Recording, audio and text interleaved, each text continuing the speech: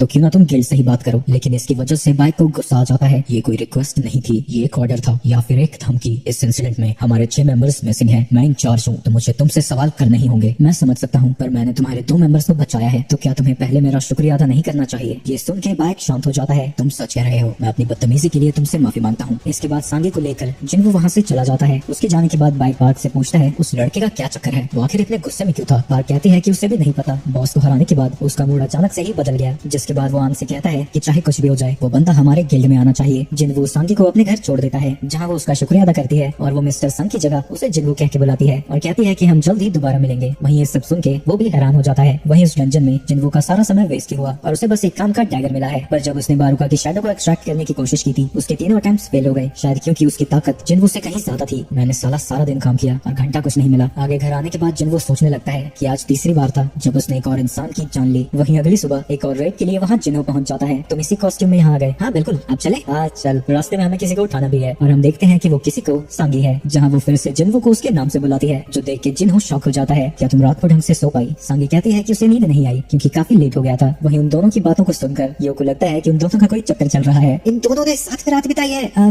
Boss, सांगी under as है। हाँ तो? उसका जवाब सुन के यो हैरान हो जाता है और बस चुपचाप गाड़ी को आगे बढ़ा देता है। कुछ समय बाद हम जिन्हो को देखते हैं, जिसके सामने के नजारे को देखकर आंखें फटी रह जाती हैं। बॉस, ये सब कहाँ से आए? अच्छा हाँ, मैंने तुम्हें बताया नहीं था ना, ये मेरी स्किल्स में से एक है। सभी मॉन्स्टर्स को हराने के बाद वो अपनी आर्मी को क्रिस्टल्स को माइन करने के लिए भेजता है, लेकिन इसकी वजह से जिन्हो दुखी हो जाता है। बॉस, कम से कम मुझे माइनिंग तो करने दो। ये देख के जिन्हो का एक सोल्जर उसे अपने माइन किए हुए कुछ क्रिस्टल्स देता है। किसी दूसरी जगह पे हम एक बंदे को देखते हैं जो कि टूटी फूटी शिप में खड़ा था और एक बंदे की उसको देखकर फटी पड़ी है। तो डर क्यों रहा है यार, शांत हो जा। लेकिन प्रॉब्लम ये थी कि दोनों को एक दूसरे की भाषा समझ ही नहीं आती, जिसके बाद वो टूटी फूटी इंग्लिश में उसे बताता है कि वो एक ह्यूमन है और वो बस अपने घर वापस जाना चाहता है। दूसरी तरफ 19 रेड कंप्लीट करने पर वो दोनों सेलिब्रेट कर रहे थे। इसके बाद जिन्हो को बस रिटन एग्जाम देना है गिल्ड मास्टर के लाइसेंस को पाने के लिए, और एक बार उसे लाइसेंस मिल गया तो वो अपने फादर से गिल्ड के बारे में बात कर पाएगा। वैसे मेरे कुछ प्लान्स हैं, तो थोड़े समय के लिए तुम मुझसे कांटेक्ट नहीं कर पाओगे। लेकिन ये सुन के जिन्हो को लगता है कि जिन्हो उससे पीछा छुड़ाना चाहता है। मेरा भी एक भाई है पर वो मुझसे जरा भी प्यार नहीं करता। हमने बचपन में भी ज्यादा समय साथ नहीं बिताया, पर आपने कितनी बार मेरी जान बचाई है और ऊपर से मेरी मदद भी की है। काश आप मेरे बड़े भाई होते। अगर ऐसी बात है तो आज से मैं तुम्हें अपना छोटा भाई समझूंगा। ये सुन के जिन्हो इमोशनल हो जाता है। दूसरी तरफ उस बंदे को एक जेल में बंद कर दिया गया है। इसने बताया है कि ये किसी और कंट्री का हंटर है जो 10 साल पहले एक डंजन गेट में कैद हो गया था और हाल फिलहाल में ही उसे बाहर आने का रास्ता मिला, वो भी सीधा अमेरिका में। ऐसा कभी भी नहीं हुआ है। शायद ये कोई ह्यूमनॉइड बीस्ट है, तो इसीलिए उसकी आइडेंटिटी को वेरीफाई करने के लिए उन्होंने एक एस रैंक हंटर को बुलाया है। और हम देखते हैं कि वो हंटर डोंग सू है, जो कि बाकी के सवाल करने वाला है। उन्हें सिर्फ इतना पता है कि उसका नाम संग इवान है। आगे जिन्हो अपनी बहन को बता रहा था कि वो एक हफ्ते के लिए कहीं ट्रैवल करने वाला है। तुम तो काफी बिजी रहने लगे हो, किसके साथ जा रहे हो?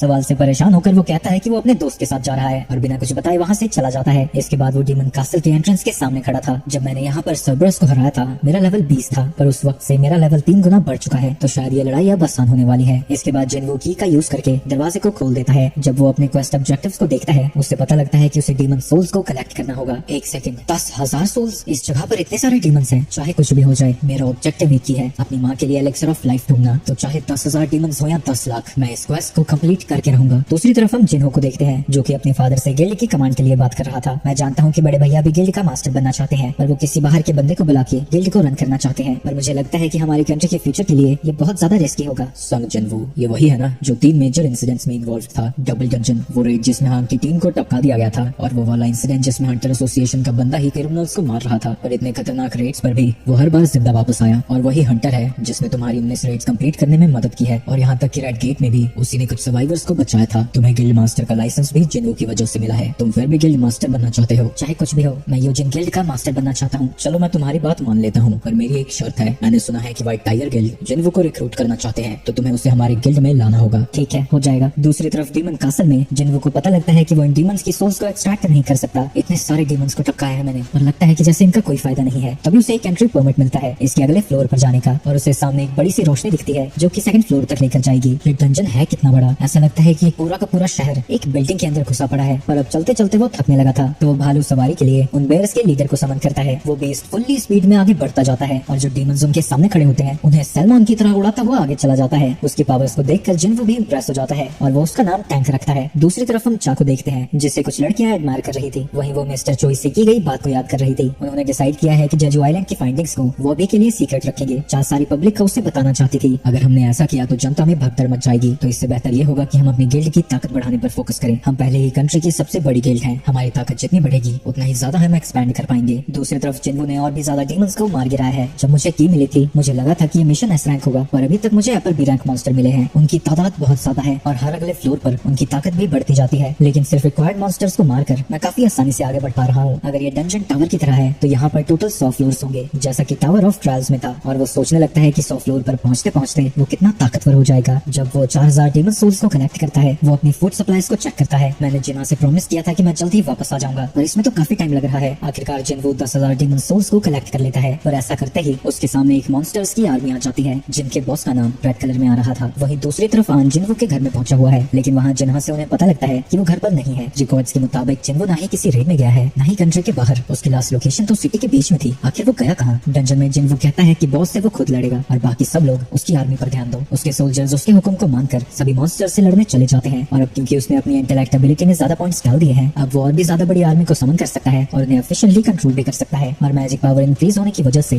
लड़ाई करना और भी ज्यादा आसान हो गया है। ये टुनटुन मौसी कब मिलेगी? कब तक देखती रहेगी ये मुझे ऐसे? वो इतना सब कुछ सोच ही रहा था, तभी अचानक से वो वहाँ से गायब हो जाता है और उसके ऊपर हमला कर देता है। पर जिन्वो भी काफी तेज था और उसके हमले से बच जाता है, और वो उसे इतनी जोर की पंच मारता है जिससे वो मॉन्स्टर होता हुआ बहुत दूर जाता है। अपनी ताकत को देखकर जिन्वो भी हैरान हो जाता है। मैंने तो बस उसे पंच किया था, मेरी ताकत इतनी ज्यादा कब बढ़ी? लेकिन उसकी लड़ाई अभी खत्म नहीं हुई थी। वल्कन भी उसी तरह से चिल्लाता है जैसे सर्बरस चिल्लाया था, तो उसे लगता है कि वो उसी तरह की कोई एबिलिटी एक्टिवेट करेगा, जिसके बाद वो मॉन्स्टर बड़ी ही स्पीड से जिन्वो की तरफ बढ़ने लगता है। जिन्वो आयरन को आवाज लगाता है, जो एन वक्त पर अपनी शील्ड को फेंक देता है, जिसका यूज करके जिन्वो उसके अटैक को ब्लॉक कर देता है। और वो मॉन्स्टर लगातार उसके ऊपर हमला करता ही जाता है। ये साला पहाड़ जितना आदमी इतना तेज कैसे मूव कर पा रहा है? वो लगातार उसके ऊपर हमला करता रहता है, पर मौका देखते ही जिन्वो उसके पीछे जाकर उस पर हमला करने की कोशिश करता है, लेकिन तभी उससे शॉक लगता है क्योंकि वो मॉन्स्टर उसके अटैक्स को एंटिसिपेट कर सकता था। वल्कन बहुत ही ज्यादा ताकतवर है और जिन्वो को उसकी सिर्फ एक ही कमजोरी दिख रही थी, और वो है उसका सर। तो जिन्वो उससे दूर भागने लगता है ताकि वो उसकी मूवमेंट्स को कम करा सके। तभी उसके सामने एक बिल्डिंग दिखती है, जिसे देखकर वो उसकी तरफ और तेजी से जाता है, पर वल्कन की स्पीड इतनी ज्यादा थी कि वो जाते जाते बिल्डिंग में टकरा जाता है, जिससे कुछ पलों के लिए वल्कन मूव नहीं कर पाता। इसका फायदा उठाकर जिन्वो अपने वेपन को समन करता है और एक ही मूव से उसकी गर्दन को काट देता है। इस तरह से उसने मॉन्स्टर को हरा दिया था, और इसके रिवॉर्ड के तौर पर उसे वर्ल्ड ट्री की फ्रैगमेंट मिलती है। दूसरी तरफ हान को डोंगसू इंटरोगेट करने आता है। मैंने सुना है कि तुम एक बात करने वाले मैजिक बीस्ट हो। जैसा कि मैं पहले 100 बार बता चुका हूँ, ऐसा कुछ भी नहीं है। तुम लोग चाहो तो मेरा डीएनए टेस्ट भी करा सकते हो। लेकिन डोंगसू उससे कहता है कि जब तक वो उससे ना कहे वो अपनी जबान को बंद ही रखे। तुम्हारी वजह से मुझे मेरे मजे के बीच में आना पड़ा। क्या मैं तुमसे कुछ कह सकता हूँ? चुप करो। लेकिन वो उसकी बात पर ध्यान नहीं देता और आगे बोलता ही जाता है। ह्यूमन स्केट्स और मैजिक बीस्ट के बारे में कितना जानते हैं? डोंगसू को समझ नहीं आता कि वो आखिर कहना क्या चाहता है, तो हान उसे बताता है डंजन स्केट्स और मॉन्स्टर्स कुछ भी नहीं है जो सारी दुनिया को तबाह कर सकती है। ऐसी ताकत जग चुकी है। मैं तुम्हें इससे ज्यादा नहीं बता सकता, लेकिन मेरा सिर्फ एक ही गोल है, उस तबाही को रोकना। लेकिन डोंगसू को लगता है कि वो सिर्फ बकवास कर रहा है और कहता है कि पूरी दुनिया में लाखों हंटर्स हैं। अगर वो अपनी ताकत को जोड़ दे तो वो किसी भी मुसीबत से लड़ सकते हैं। जो खतरा आने वाला है उसके सामने नंबर्स कुछ नहीं कर सकते। जिन हंटर्स की तुम बात कर रहे हो उन्हें ही हमारे खिलाफ कर दिया जाएगा। एक मैजिक बीस्ट के बच्चे भी हैं और बीवी भी। क्या तुम्हें अपने बेटे का नाम याद है? मेरे बेटे का नाम संग जिन वू है। तुम्हारा बेटा तो मर चुका है। वो हान के किसी भी सवाल का जवाब नहीं देता और कहता है कि उसका बेटा सब कुछ बता देगा जब वो दोनों परलोक में मिलेंगे। डोंगसू उसे डराने के लिए अपनी पावर्स दिखाने लगता है, पर इससे हान को गुस्सा आ जाता है। लेकिन तभी सीन शिफ्ट हो जाता है और हम देखते हैं कि डंजन में जिन्वो की शैडो आर्मी और भी ज्यादा मॉन्स्टर्स को मार रही है। ये लड़ाई तो सच में काफी वन साइडेड हो गई है। तुम्हें क्या लगता है? क्या तुम्हें डर लग रहा है? लगता है अंदर भी डर को महसूस कर सकते हैं। जिसके बाद वो पलक झपकते ही उस मॉन्स्टर की गर्दन को काट देता है। तभी उसे एक नोटिफिकेशन आती है कि उसने मैटिस गाइड ऑफ सोल को हरा दिया है और साथ ही वो लेवल अप भी कर चुका है। वहीं दूसरी तरफ अमेरिका में हम देखते हैं कि शहर का एक हिस्सा टूटा फूटा पड़ा है। एसरैक हंटर्स के बीच की लड़ाई पूरे शहर को तबाह कर सकती है। हम लकी हैं कि ये लड़ाई सिर्फ इस एरिया में रही। इतना सब कुछ एक सेकंड के अंतर अंतर हो गया। डोंगसू इतनी ज्यादा जल्दी हार गया कि तबाही को फैलने का मौका ही नहीं मिला। वहीं डंजन में जिन्वो के पास खाना खत्म हो चुका है, यानी अब वो इसके आगे नहीं जा सकता। वो फिलहाल 75th फ्लोर पर है, लेकिन यहाँ तक पहुँचते पहुँचते उसे काफी सारी काम की चीजें मिली है। एक स्केलेटन को हराने के बाद उसे एक नेकलेस मिला और लेवल 50 पर जिस मॉन्स्टर को उसने हराया था उससे एक ईयरिंग। दोनों आइटम्स खुद में ही काफी ज्यादा पावरफुल हैं, पर साथ में मिलकर उनसे बोनस इफेक्ट मिलते हैं, जिससे उसके सारे स्टैट्स में 5 पॉइंट्स ऐड हो जाते हैं। लेकिन उस सेट में एक स्लॉट एम्प्टी था, यानी अभी भी एक बॉस को हराना बाकी है। इन सब चीजों के अलावा उसे एक स्पेयर भी मिला है, जो उसके तो कोई काम का नहीं है, पर मैजिक सोल्जर्स की काफी पावर बढ़ा देगा। और उसका आखिरी रिवॉर्ड एक कर्स्ड रैंडम लूट बॉक्स है। उसे लगा था कि ये दोबारा उसे नहीं मिलेगा, और जब वो बॉक्स को ओपन करता है उसके अंदर से उसे की मिलती है, लेकिन उस की के बारे में कोई भी इन्फॉर्मेशन नहीं दी गई है। लेकिन ये सब कुछ सेकेंडरी है। मेरे पास एलिक्सर ऑफ लाइफ के लिए 2 इंग्रेडिएंट्स मिल चुके हैं। जब मैं अगली बार यहाँ वापस आऊंगा मैं अपने मिशन को कंप्लीट करके ही जाऊंगा। जिन्वो आगे उस डंजन से बाहर आ जाता है। अब एलिक्सर ऑफ लाइफ बनाने के लिए सिर्फ मुझे एक इंग्रेडिएंट की जरूरत है, डीमन किंग का प्योरिफाइड ब्लड। कासल में जाने के बाद मेरी पावर कहीं ज्यादा बढ़ चुकी है, लेकिन अगर मैं और ऊपर जाना चाहता हूँ तो मुझे अपने लेवल को और भी बढ़ाना होगा, पर मैं अभी लेवल ई रैंक हंटर हूँ, तो मैं हाई रैंक गेट्स में नहीं जा सकता। लगता है अब इस नाटक को खत्म करने का समय आ चुका है। आगे हम उसी बिल्डिंग को देखते हैं जहाँ हंटर्स अपना रैंक चेक करवाने पहुंचते हैं। वहाँ पर आन का असिस्टेंट भी मौजूद था, जिसकी नजर जिन्वू पर जाती है। वो तुरंत ही बाइक को फोन लगाता है। बॉस, यहाँ पर वो है, वो अपनी रैंक को शायद रीअसेस कराने पहुंचा है। ये सुन के बाइक हैरान हो जाता है और दौड़ता हुआ वहाँ की तरफ निकल जाता है। आगे जिन्वू रीअसेसमेंट के लिए वहाँ पहुंच जाता है। ऑपरेटर उसे बस क्रिस्टल पर अपना हाथ रखने को कहती है, लेकिन मशीन में एक एरर दिखता है, तो वो फिर से उसे टेस्ट करती है, लेकिन फिर से एरर ही आता है। उसे लगता है कि मशीन खराब हो गई है। तभी उसका सीनियर वहाँ आता है, जिसके पूछने पर वो बताती है कि मशीन शायद खराब हो गई है। बार बार चेक करने पर उसमें एरर दिखा रहा है। वो बंदा जब चेक करता है, वहाँ पर फिर से एरर दिखाता है। ये मशीन खराब नहीं हुई है। एरर का मतलब है कि जिन्वू की मैजिकल पावर इसकी लिमिट से बाहर है, यानी वो इस कंट्री का 10th एस रैंक हंटर है। वहीं बिल्डिंग के बाहर हम चोई और वो को देखते हैं, जो कि उन्हीं एंट्स के बारे में बात कर रहे थे कि उनकी रिपोर्ट अभी तक नहीं आई है। मैंने रेड गेट के बारे में सुना था। व्हाइट टाइगर गिल्ड ने एक ऐसे बंदे को जाने दिया जो कि उनके गिल्ड का मेंबर था ही नहीं, और यहाँ तक कि डंजन बॉस को भी उसी ने हराया था। वो आखिर है कौन? वहाँ सारी चीजें खत्म होने से पहले ही मैं वहाँ से जा चुका था, तो मुझे भी उसके बारे में नहीं पता है। तभी उन्हें बिल्डिंग से शोर सुनाई देने लगता है, तो वो दोनों ही बिल्डिंग की तरफ आने लगते हैं। वहीं बिल्डिंग में सभी लोग जिन्वू को देखकर हैरान हो रहे थे, और वो बंदा उसे बता रहा था कि अभी उनके पास उसे असेस करने के लिए प्रॉपर इक्विपमेंट्स नहीं है, तो वो 3 दिन बाद यहाँ वापस आ जाए, तब तक नई मशीन यहाँ आ जाएगी, और रीअसेस करने के बाद उसका लाइसेंस भी अपडेट कर दिया जाएगा। उसी वक्त वहाँ चोई और वो पहुंच जाते हैं। ये तो चोई है, जो दुनिया का सबसे पावरफुल फायर मैजिक यूजर है, और इसे लोग अल्टीमेट हंटर भी कहते हैं। चोई भी जिन्वू को देखकर समझ जाता है कि यहाँ पर इतना शोर क्यों मच रहा था। मैं हूँ चोई, हंटर गिल्ड का मास्टर। अगर तुमने अभी किसी भी गिल्ड को ज्वाइन नहीं किया है, तो मैं तुमसे कुछ देर बात करना चाहूंगा। लेकिन जिन्वू बस ये कहकर वहाँ से चला जाता है कि वो अभी जल्दी में है। क्या उसने चोई को इग्नोर कर दिया? उसका हाथ लटका छोड़ के चला गया वो मैंने उसे बताया था ना कि मैं हूँ कौन। तभी वो लोग नोटिस करते हैं कि जिन्वू की प्रेजेंस पूरी तरह से गायब हो चुकी है। वो ये सब सोच ही रहे थे, तभी वहाँ पर दौड़ता हुआ बाइक भी पहुंच जाता है। इसका गिल्ड तो यहाँ से बहुत दूर है, और वो यहाँ पर दौड़ता हुआ आया है। अब मैं समझ गया, जैसे ही उससे उसकी खबर मिली, वो यहाँ पर पहुंच गया, यानी जिसने रेड गेट को क्लियर किया था वो यही बंदा है। वही बाइक भी अपने सामने चोई को देखकर हैरान हो जाता है, और चोई उससे बिना कुछ कहे वहाँ से चला जाता है। हट यार, इसी को पता लगना था। दूसरी तरफ जिन्वू अपनी मॉम के पास था। आपको देखकर ऐसा लगता है कि आप कभी भी उठकर मुझसे बात करने लगेंगे। आप फिक्र मत कीजिए, मैं जल्दी आपको ठीक कर दूंगा। जैसे ही वो वहाँ से बाहर निकलता है, उस रूम के बाहर वो खड़ा था। सर्वेलेंस टीम का काम हंटर्स पर नजर रखना होता है, पर लगता है हमारी आंखें भी धोखा खा गई। क्या तुम मुझे क्रिमिनल की तरह इन्वेस्टिगेट कर रहे हो? नहीं, सर्वेलेंस टीम ही हंटर्स को कंट्रोल कर सकती है, लेकिन एस रैंक के मामले में हम भी पावरलेस हैं। तुमसे कोई और मिलना चाहता है, और हम देखते हैं कि वो हंटर एसोसिएशन का प्रेसिडेंट गोगन ही है। तुम एस रैंक हंटर बन चुके हो, इसलिए हम तुमसे सबसे पहले मिलना चाहते थे, पर अभी तो रीअसेसमेंट होनी थी। नहीं, ऐसा कुछ भी नहीं है। वो सिर्फ इसलिए था ताकि हम तुमसे मिल सके। इस पूरे देश को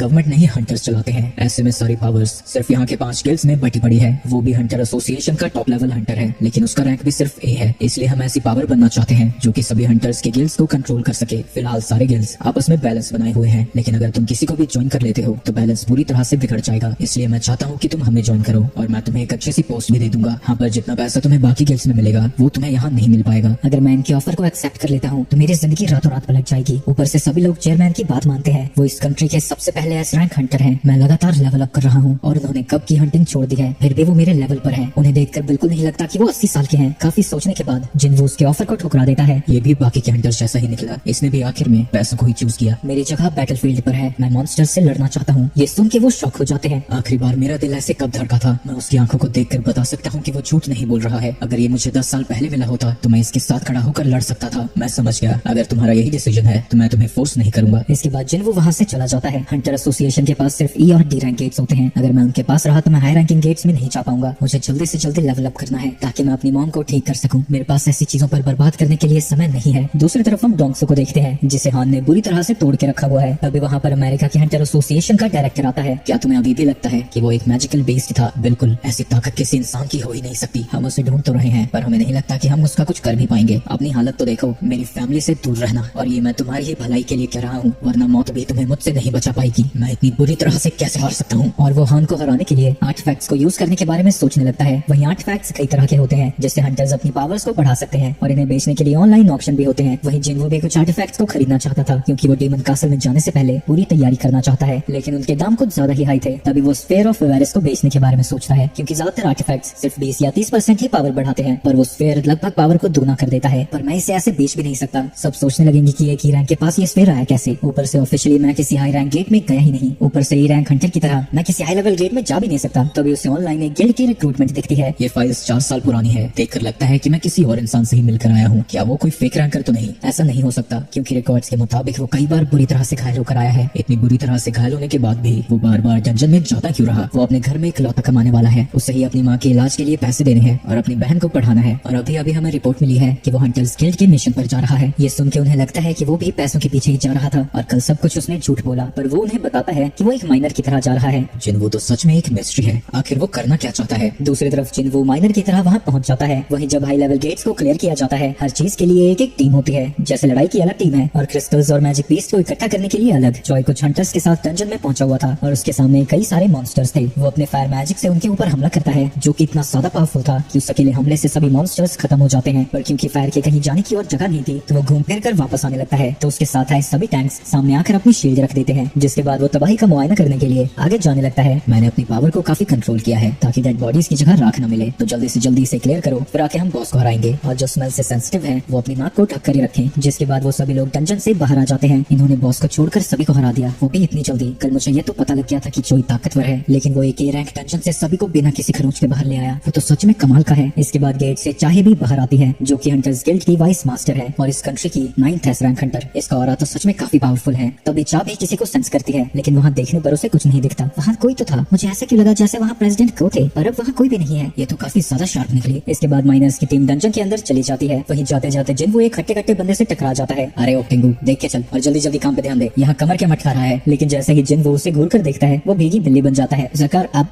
अपने हिसाब से काम कीजिए, मैं चलता हूँ। इसके बाद जिनवू जब माइनिंग शुरू करता है, सभी लोगों को यकीन नहीं होता कि वो सच में ई रैंक हंटर है। इसके बाद लंच ब्रेक का टाइम हो जाता है, पर जिनवू कहता है कि वो इस एरिया को क्लियर करके बाहर आएगा। लेकिन जैसे ही वो सब लोग वहाँ से जाते हैं, सब कुछ छोड़ छाड़ के वो बॉस की तरफ जाने लगता है। ये बॉस मैटस से तो काफी ज्यादा ताकतवर है, मेरे पास सिर्फ 1 घंटे का समय है, मैं इस मौके को ऐसे जाने नहीं दे सकता। मैं जल्दी से उसे देखकर वापस आ जाऊंगा। लेकिन जैसे ही वो बॉस के पास पहुंचता है, उसका इरादा ही बदल जाता है। मुझे इसे नहीं हराना चाहिए, अगर मैंने ऐसा किया तो वो क्रिस्टल बाहर नहीं निकाल पाएंगे और हंटर गिल्ड का बहुत बड़ा नुकसान हो जाएगा। पर मैं उससे थोड़े बहुत पंगे लेकर बाहर तो आ ही सकता हूँ। जिसके बाद वो अंदर जाने ही वाला था, तभी उसे पीछे से आवाज आती है, तुम यहाँ कर क्या रहे हो। और हम देखते हैं कि वो चाहिए है, मैं तुमसे आखिरी बार पूछ रही हूँ, तुम यहाँ क्या कर रहे हो।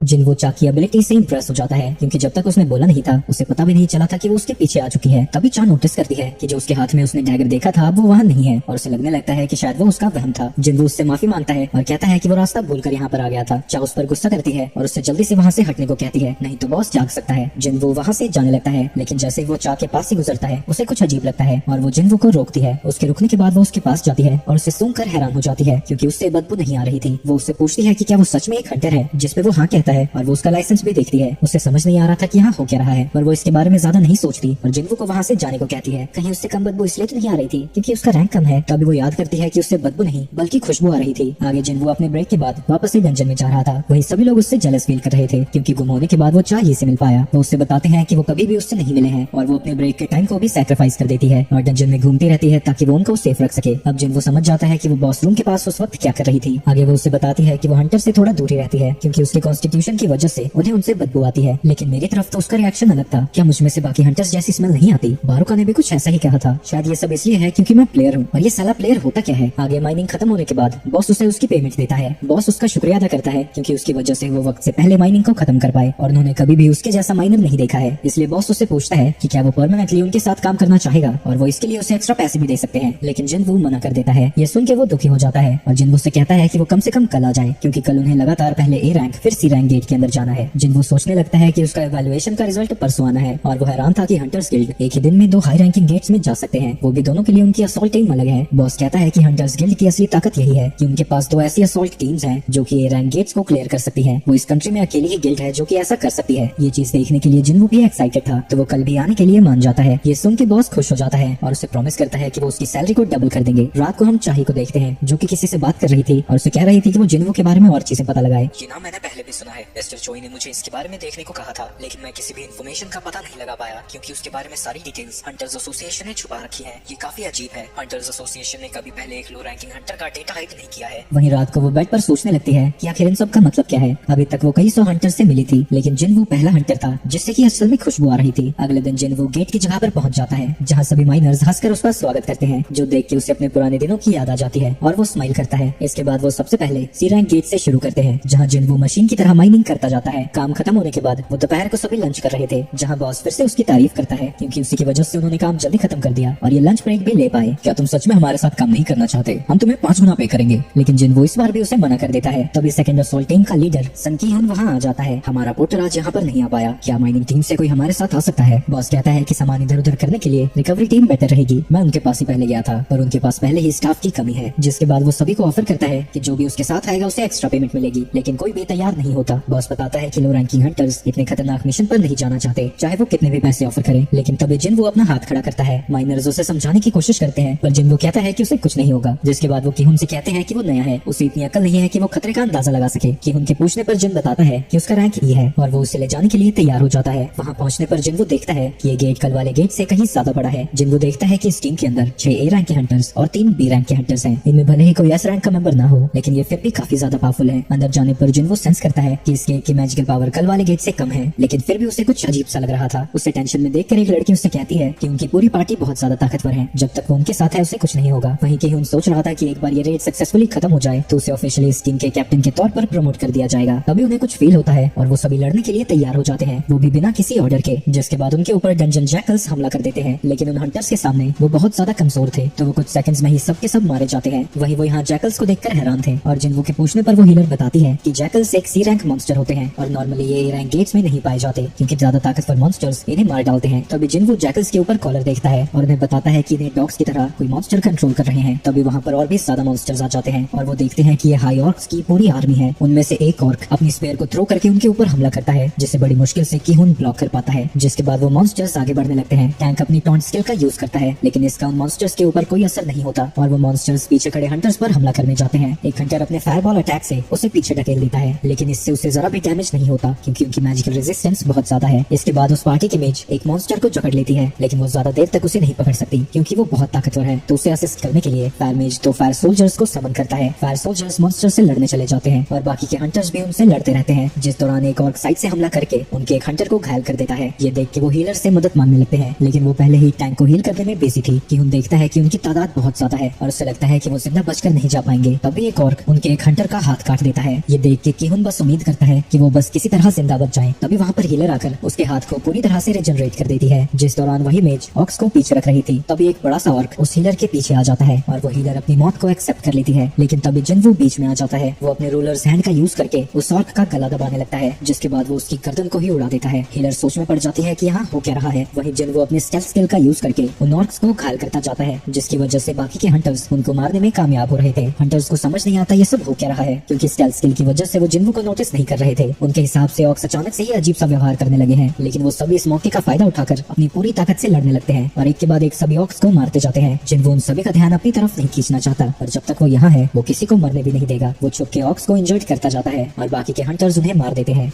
सभी ऑक्स को खत्म करने के बाद किहुन देखता है कि पार्टी के सभी मेंबर्स सही सलामत हैं। हीलर बताती है कि फाइट के दौरान कुछ अजीब हुआ था, वो मैंने भी नोटिस किया। मॉन्स्टर्स अचानक से ही कमजोर हो गए थे। क्या ये तुम में से किसी मेज ने किया है? पर वो मेजेस मना करते हैं और बताते हैं कि ये कोई स्टेल्थ स्किल वाला यूजर ही कर सकता है, पर वो इसके बारे में ज्यादा नहीं सोचते। लगता है वो हमें कुछ ज्यादा ही अंडर एस्टिमेट कर रहा है। उसने ये सोच कैसे लिया कि जिस पार्टी में एक मेज कास्टर है वो उसे डिटेक्ट नहीं कर पाएगी, लेकिन अभी के लिए उसके सीक्रेट को वो किसी को नहीं बताती क्योंकि उसी ने तो उनकी जान बचाई है। इसके बाद सभी हंटर्स कैप्टन से पूछते हैं कि उन्हें वापस जाना चाहिए या फिर डंजन को क्लियर करना चाहिए, क्योंकि इस डंजन को क्लियर करने के लिए उन्हें कम से कम 2 और हीलर और 3 और मेजेस की जरूरत पड़ेगी। ज्यादातर लोग रिट्रीट करना चाहते थे और उनका कैप्टन सोचने लगता है कि उन्हें क्या करना चाहिए और जिनवो उम्मीद करता है कि वो सही डिसीजन ले। किहुन भी वहाँ से बाहर जाने के लिए तैयार हो जाता है, जो सुन के सभी लोग चैन की सांस लेते हैं। पर जब वो गेट के पास जाते हैं वो देखते हैं कि उसके ऊपर एक बैरियर लगा हुआ है, यानी यहाँ पर कोई ऐसा क्रीचर है जो कि इस तरह का एडवांस बैरियर कास्ट कर सकता है। तो मेजेस उसे रिमूव करने आगे जाते हैं, लेकिन तभी सभी हंटर्स कुछ सेंस करते हैं और उन्हें लगता है कि शायद वो बॉस था। सभी मेजेस साथ में मिलकर बैरियर को हटाने की कोशिश करने लगते हैं। जब हम बाहर थे तब हमने ये सेंस क्यों नहीं किया? इसे तो कोई बी रैंक हंटर भी सेंस कर पाता। तभी सभी मेजेस के अंदर से खून बहने लगता है, यानी जिसने भी बैरियर को कास्ट किया था उसने इसके ऊपर एक कर्स भी लगाया हुआ है। कैप्टन कहता है कि कोई इनके ऊपर डिवाइन मैजिक कास्ट करे, लेकिन जब पीछे से कोई भी जवाब नहीं देता वो पीछे मुड़कर देखता है कि वहाँ चल क्या रहा है। वो देखता है कि उनके पीछे करीब 50 और खड़े हैं। दोनों ही साइड्स के लीडर आगे बढ़ते हैं और बीच रास्ते में मिलते हैं। वो ऑर्क उससे कुछ बात करना चाहता है, लेकिन उन्हें कुछ समझ नहीं आता। लेकिन तभी ऑर्क शामन उसकी बॉडी को कंट्रोल करने लगता है, जिसके बाद वो ह्यूमंस की लैंग्वेज में बात करता है। मेरा नाम कार्ल खाल्कन है, मैं कब से तुम इंसानों का इंतजार कर रहा था। क्या गेट को तुमने ही सील किया है? जिस पे वो हाँ कहता है। क्या इस डंजन में तुमसे भी ताकतवर कोई है? मैं इस डंजन में सबसे ज्यादा ताकतवर हूँ। तुम्हारे पास 2 चॉइसेस हैं, या तो तुम मेरे सामने हो या फिर यहीं पर मेरे सोल्जर्स के हाथों खत्म हो जाओ। किहुन ज्यादा नहीं सोचता और कहता है कि वो उससे मिलना चाहेगा, जिसके बाद ऑक्स उसे रास्ता दिखाने लगते हैं। लेकिन रास्ते में किहुन जिनवो से कहता है कि अंदर जाते ही वो लीडर के ऊपर हमला कर देंगे, जिस वजह से वो बैरियर को मेंटेन नहीं कर पाएगा। तो जिनवो जल्दी से यहाँ भागकर गेट से बाहर निकल जाए और दूसरी असॉल्ट टीम को सब कुछ बता दे। तुम क्या मरने की कोशिश कर रहे हो? हमारा मिशन डंजन्स को क्लोज करना है, जिंदा वापस जाना नहीं। तभी वो हीलर जिनवो को एक डायरी देती है और कहती है कि वो इसे उसकी फैमिली को दे दे। वो अपने मिशन को हर हाल में कंप्लीट करेंगे, पर क्योंकि वो उनकी टीम का हिस्सा नहीं है वो सेफली यहाँ से चला जाए। ये सारी चीजों को देखकर जिनवो को डबल डंजन याद आ जाता है, लेकिन जो लोग उसके सामने हैं वो उस दिन से बिल्कुल ही अलग हैं। वहीं दूसरी तरफ गेट के बाहर चाहे जिन्वो को ढूंढ रही है, तभी वहाँ पर बॉस आ जाता है और उसके पूछने पर वो बताता है कि जिन्वो एक पोर्टर की तरह गेट में गया है। दूसरी तरफ गेट के अंदर जिन्वो और बाकी के हंटर्स एक थ्रोन रूम में जाते हैं जहाँ अनगिनत ऑक्स है और उनके सामने कैर गैल्गन थ्रोन पर बैठा हुआ है। वहीं बाहर खड़ी चा सोच रही थी कि भला एक rank Hunter A rank dungeon में क्यों जाना चाहेगा, और कल उसने उसे बॉस रूम के सामने वेपन के साथ भी देखा था। जरूर यहाँ कुछ तो गड़बड़ है। जिसके बाद वो गेट के अंदर जाने लगती है, लेकिन उसके पास कोई वेपन नहीं था। उसके पूछने पर बॉस बताता है कि उसके पास कोई वेपन नहीं है, तो वो उसे पिकैक्स ही दे देता है। वो उसे लेकर नहीं जाना चाहती थी, पर उसके पास और कोई ऑप्शन था नहीं। वहीं डंजन के अंदर वो सभी लोग ऑक्स से घिरे हुए हैं कि हाई ऑक्स इतने ताकतवर हैं कि ये पूरी एक सिटी को तबाह कर सकते हैं, और इनसे भी ज्यादा खतरनाक वो 4 जनरल्स हैं। तभी कार अपना ऑरा रिलीज करता है जो कि इतना खतरनाक था कि सभी लोग डर के मारे कांपने लगते हैं। कि डरा डरा उससे पूछते हैं कि वो यहाँ पर उन्हें क्यों लेकर आया है। तुम सभी मेरा एंटरटेनमेंट हो, मैं तुम्हें टॉर्चर करना चाहता हूँ, तड़पा तड़पा कर मारना चाहता हूँ। ये सुन के वो लोग और भी ज्यादा डर जाते हैं। तभी कार जिन्वो को नोटिस करता है और देखता है कि वो जरा भी नहीं डरा था, लेकिन वो इस पे ज्यादा ध्यान नहीं देता। तभी किहुन उसके ऊपर हमला करने के लिए आगे जाने लगता है और अपने साथियों को पीछे आने को कहता है, पर वो लोग इतने ज्यादा डरे हुए थे कि वो उसकी आवाज भी नहीं सुन पाते। लेकिन फिर भी वो अकेला ही उसके ऊपर हमला करने जाता है, लेकिन कार हाइम ऑफ प्रोटेक्शन का यूज करके खुद को बचा लेता है। जिसके बाद वो ग्रेविटी मैजिक का यूज करके उसे ऊपर लेकर जाता है और बहुत जोर से जमीन पर पटकता है। आगे लगातार वो कभी छत पर और कभी जमीन पर उसे पटकता ही रहता है, और बाकी के हंटर्स इतने ज्यादा डरे हुए थे कि वो अपनी जगह से हिलते भी नहीं। तो जिन्वो को ही उसे बचाने के लिए बीच में आना पड़ता है। ये डंजन हंटर्स गिल्ड का है, इसलिए मैं बीच में नहीं आना चाहता था, पर क्योंकि हमारी टीम अभी खतरे में है तो क्या मैं इन्हें ठिकाने लगा सकता हूँ? प्लीज हमारी टीम को बचा लो। तभी एक मॉन्स्टर जिन्वो के ऊपर हमला करने आता है, पर वो अपने रूलर्स हैंड का यूज करके उसे दूर फेंक देता है। तुम्हें लगता है कि तुम सबको अकेले हरा सकते हो? तुम सच में बहुत घमंडी हो। इसके बाद वो फिर से अपनी पावर्स को रिलीज करता है और जिन्वो अपनी शैडो आर्मी को रिलीज करता हुआ कहता है, मुझे पता है कि तुम स्ट्रांग हो, तुम्हारी जैसी प्रेजेंस मैंने आज तक पहले कभी सेंस नहीं की, पर दुख की बात यह है कि तुम आज मरने वाले हो। दूसरी तरफ वो भी गेट के बाहर पहुंच जाता है, जो कि पता लगाने आए थे कि आखिर जिन्वो यहाँ माइनर्स की तरह काम क्यों कर रहा है। वो उनसे पूछता है कि क्या उन्होंने जिन्वो को देखा है। तभी वही बंदा वहाँ जाता है और कहने लगता है कि उसे पता था कि जिन्वो में कुछ तो गड़बड़ है। उसने उसे ऐसे घूर के देखा था जैसे वो उसे मार ही देगा। बाकी सभी उसे बताते हैं कि असॉल्ट टीम के पास कोई पोर्टर नहीं था, तो वो उनके साथ गया है। माइनर्स का बॉस उनसे पूछता है कि आखिर यहाँ चल क्या रहा है। कल न्यूज देख लेना, तुम्हें पता चल जाएगा। उसे समझ नहीं आता कि उसे न्यूज में क्या पता चलेगा, और वो को बताता है कि जब चाय यहाँ पर आई थी वो भी जिन्वो के बारे में पूछ रही थी। जिसके बाद वो गेट के अंदर चली गई। ये सुन के वो हैरान हो जाता है और वो भी गेट के अंदर जाने ही वाला था, तभी अंदर से काफी खतरनाक सा ऑरा बाहर आता है, जिससे सभी लोग डर जाते हैं और वो उन्हें फिर से मैजिक गेट की एनर्जी को चेक करने को कहता है। वहीं गेट के अंदर चाहे थोड़ा कंफ्यूज थी कि असॉल्ट टीम ने इतने सारे हाई ऑक्स को हरा कैसे दिया, और अगर जो एनर्जी उसने फील की है वो डंजन के बॉस की है तो उसे जल्दी से वहाँ जाना होगा। वहीं कार काफी कॉन्फिडेंस दिख रहा था क्योंकि ऑक्स के मुकाबले जिन्वो की आर्मी बहुत ज्यादा छोटी है। लेकिन तभी जिन अपनी मोनार्क डोमेन नाम की स्किल को एक्टिवेट करता है, जो कि लेवल 70 पर पहुंचने पर उसे मिली थी, जिससे उसके सोल्जर्स और भी ज्यादा ताकतवर हो जाते हैं। वहीं ये सब देखकर सभी हंटर्स हैरान थे। मैं तो बस 2 सोल्जर्स को समन कर सकता हूँ, मैंने कभी भी इतनी भयानक एनर्जी एक ह्यूमन से आते हुए नहीं देखी है। इसके बाद कार और जिन्वो की आर्मी के बीच लड़ाई शुरू हो जाती है। सबसे पहले आयरन अपनी पॉइंट स्किल का यूज करता है, लेकिन उनके ऊपर कोई भी असर नहीं होता। एक ग्रेस एक ही झटके में अपने आसपास के सभी ऑक्स को खत्म कर देता है। दूसरी तरफ आयरन भी अपनी एक्स की एक ही स्विंग से बहुत सारे मॉन्स्टर्स को मार गिराता है। वहीं जिन्वो भी अपनी स्पीड का यूज करके कई सारे ऑक्स को मारता जा रहा था, और उसकी स्पीड इतनी ज्यादा थी कि कोई भी उसके सामने रिएक्ट भी नहीं कर पाता। उससे ऐसा लड़ता हुआ देखकर हंटर्स को लगता है जैसे वो अपने गिल्ड के वाइस मास्टर को देख रहे हो। जिन्वो को मजबूरी में उनके साथ लड़ना पड़ रहा था क्योंकि एक हाई ऑर्क को हराने में उसके सोल्जर्स 4 बार मर जाते हैं। तो इससे पहले कि उसका माना खत्म हो, वो ऑक्स की तादाद को कम करना चाहता है। लेकिन तभी car song of dragon fire का यूज करता है, जिससे उसके काफी सारे सोल्जर्स खत्म हो जाते हैं। तुम्हारे सोल्जर्स बस नाजुक सी कठपुतलियां हैं, तुम अपनी जगह मत बोलो। ये तो तुम्हें खुद से कहना चाहिए। मेरे सोल्जर्स जितनी मर्जी बार जिंदा हो सकते हैं। ये देख के कार अपने ग्रेविटी स्पेल से उसके ऊपर हमला करने लगता है, लेकिन वो उसके सभी अटैक से बच जाता है। जिसके बाद वो उससे शील्ड को जिन्वो के ऊपर दे मारता है, पर जिन्वो इससे भी अपनी स्पीड का यूज करके बच जाता है। लेकिन जो उसने पहले पत्थर हवा में उछाले थे, अब वो उनका यूज करके जिन्वो के ऊपर हमला करने लगता है। इन सभी पत्थरों से जिन्वो तो बच जाता है, लेकिन उसके सोल्जर्स नहीं बच पाते, और कार कहता है कि वो तब तक उन्हें डिस्ट्रॉय करता रहेगा जब तक उसका मैजिक खत्म नहीं हो जाता। जिसके बाद वो फिर से फायर मैजिक का यूज करने लगता है और उसके सोल्जर्स को मारता जाता है। वहीं इन सब की वजह से सारे हंटर्स डर के मारे वहाँ से भागने लगते हैं। वहीं बाहर चेक करने के बाद उन सभी को पता लगता है कि ये ए रैंक का गेट लगभग एस रैंक के बराबर है, और वो असॉल्ट टीम की मदद करने के लिए तैयारियां करने लगते हैं। वहीं डंजन के अंदर जिन्वो का माना खत्म ही होता जा रहा है, और कार कहता है कि बस थोड़ी देर में ही उसकी सारी आर्मी खत्म हो जाएगी। लेकिन तभी जिन्वो एक माना पोशन निकाल कर उसे पी जाता है। लगता है तुम्हें दिखाने का समय आ चुका है कि एक नेक्रोमैंसर क्या कर सकता है। अराइज। उसके इतना कहते ही जितने भी ऑक्स उसने अभी तक मारे थे वो सभी उसकी शैडो आर्मी में ज्वाइन हो जाते हैं। तुम सभी जल्द ही मेरी आर्मी का हिस्सा बनोगे, और हाँ बिल्कुल इसमें तुम भी इंक्लूडेड हो। ये सुन के कार शॉक हो जाता है। ऐसा नहीं हो सकता। क्या वो लोग, अगर ऐसा है तो मैं यहाँ क्या कर रहा हूँ? जब मेरी आंखें इस जगह पर खुली, मेरे सर में एक ही कमांड गूंजती रही, ह्यूमंस को हंट करो। इसके पीछे की वजह से मुझे कोई मतलब नहीं है, मैं बस कमांड की सुनता हूँ। जिसके बाद वो अपने जनरल्स को भी फाइट को ज्वाइन करने का ऑर्डर दे देता है। वहीं हंटर्स गिल्ड में उस गेट की न्यूज पहुंच चुकी है। उसकी असिस्टेंट कह रही थी कि अगर इस गेट को जल्दी नहीं रोका गया तो जजो आइलैंड वाले इंस्टेंट जैसा ही हाल हो जाएगा। लेकिन अभी उनके पास थोड़ा समय था, तो जोई कहता है कि वो सभी हंटर्स को एक जगह इकट्ठा करे। लेकिन अगर सिचुएशन और ज्यादा खराब होती है तो उन्हें बाकी के गिल्ड्स की भी मदद मांगनी पड़ेगी। इसके बाद हम फिर से युद्ध में पहुंच जाते हैं। हैं, जहाँ आयरन बड़ी आसानी से एक जनरल को हरा देता है और इग्रेस एक नहीं बल्कि दो जनरल्स के साथ एक साथ लड़ रहा था और उनके ऊपर भारी भी पड़ रहा था, जिस दौरान टैंक भी एक जनरल को खत्म कर देता है। कार को यकीन नहीं होता कि ये सब हो कैसे रहा था। वहीं वो हंटर्स जिन्वो की मदद करना चाहते थे, लेकिन जैसे ही वो आगे बढ़ने लगते हैं, कार एक ब्लाइंडनेस स्पेल का यूज करके उन सभी को अंधा बना देता है और कहता है कि ऑडियंस को इस फाइट में हिस्सा लेने का कोई हक नहीं है और वो खुद जिन्वो से लड़ने के लिए नीचे उतर जाता है।